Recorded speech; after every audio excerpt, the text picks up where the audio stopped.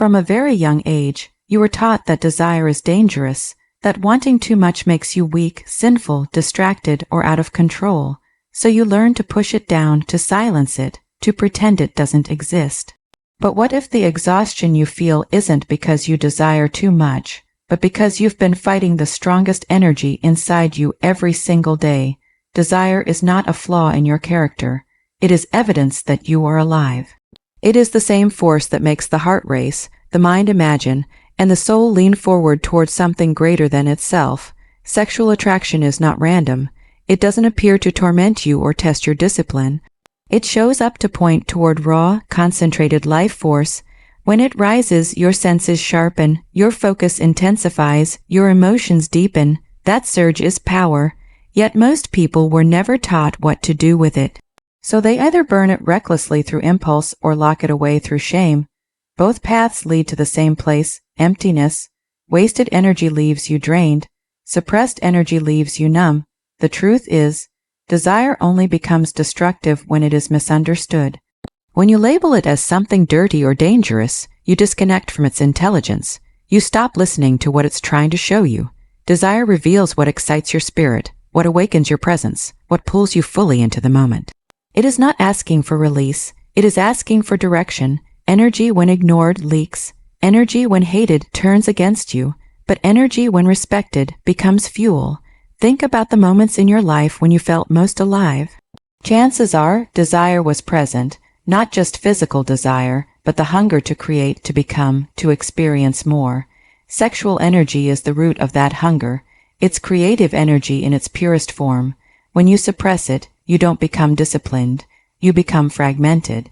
Part of you is alive and knocking, while the rest of you is busy pretending not to hear. You were never meant to destroy desire. You were meant to master it. Mastery doesn't mean indulgence or denial. It means awareness. It means recognizing that when desire rises, something powerful is available to you. Focus, magnetism, confidence, presence. The people who seem grounded, charismatic, and spiritually awake aren't free of desire. They are aligned with it. And once you stop fighting this force, you stop feeling broken. You start feeling charged, awake, and whole. The moment attraction strikes, it feels instant, almost electric. Your body responds before your mind can explain it. Your breath changes, your awareness sharpens, time seems to slow for a second. This isn't just chemistry playing tricks on you. Something older than logic is waking up. Long before language, before culture, before rules, this pull guided survival, creation, and connection. When attraction ignites, it activates a deep layer of memory stored in the body. A signal that life is moving through you with intensity. Ancient traditions understood this reaction differently than we do today. They didn't rush to label it as temptation or weakness. They observed it as sacred energy. Monks, mystics, yogis, and warriors all spoke of a force that rises from within and demands awareness. They noticed that when this energy awakened, the mind became powerful, the spirit alert, and the will sharpened. But they also warned that if this force was left unconscious, it would scatter and consume the person from the inside. Attraction awakens the same current used in prayer, deep meditation, creativity, and leadership. It is the energy of focus and presence. That's why, in moments of attraction, you feel more here than usual. Your thoughts quiet, your attention narrows, you are no longer drifting. You are fully awake. The problem is that modern life trains you to release this energy instantly without understanding it. Swipe. Click, chase, consume.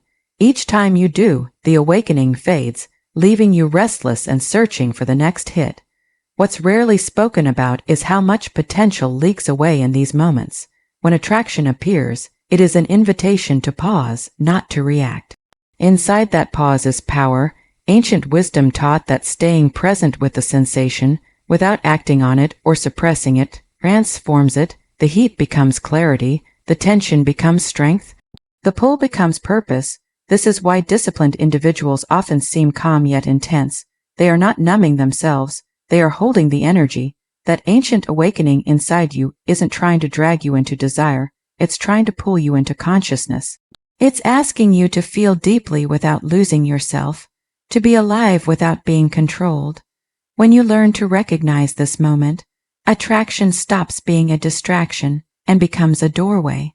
a doorway into deeper awareness, stronger self-mastery, and a spiritual presence that most people never experience because they react too fast to notice what just woke up inside them. Desire is never passive. The moment it enters your life, it demands a response. Ignore it, and it grows restless beneath the surface. Chase it blindly, and it begins to rule you. There is no middle ground where desire simply exists without consequence. It either becomes your greatest source of momentum or the quiet force that slowly dismantles your focus, your discipline, and your sense of direction. The difference is not the strength of the desire, but the level of control you have over it. Uncontrolled desire pulls your attention outward. It fragments your mind, scattering your energy across fantasies, impulses, and constant craving. You may feel busy, stimulated, even excited, yet deeply unfulfilled. This is how desire becomes destructive, not because it is powerful, but because it is uncontained. When desire runs unchecked, it drains willpower, weakens boundaries, and turns moments of attraction into habits of escape. Over time, it creates addiction to feeling rather than purpose, intensity rather than meaning. But the same fire, when contained, becomes transformative. Controlled desire doesn't mean repression, it means direction. When you stop reacting and start choosing, desire begins to move inward instead of outward. Your energy gathers instead of leaking. Focus deepens. Confidence grows quietly. You stop seeking validation through consumption and start radiating presence. This is why people who have mastered desire often appear magnetic without trying. Their energy is integrated, not scattered. When desire is refined, it fuels creation. It sharpens ambition, strengthens discipline, and gives weight to intention. It becomes the driving force behind mastery, leadership, and spiritual growth. History is full of individuals who channeled intense desire into vision, innovation, and faith. They didn't kill the fire. They learned how to carry it without letting it burn everything around them. That control is what separated them from those who collapsed under the same intensity. Reality begins to shift when your energy is no longer divided. Your words gain impact. Your actions feel deliberate. Opportunities seem to appear not because the world changed, but because your attention is no longer fractured. You become grounded, present, and internally stable. Desire, once a threat, becomes your engine. The danger was never desire itself. The danger was allowing it to pull you instead of learning how to guide it. When you master this force, you don't lose passion. You gain power, and power, when rooted in awareness, doesn't destroy lives. It builds them from the inside out.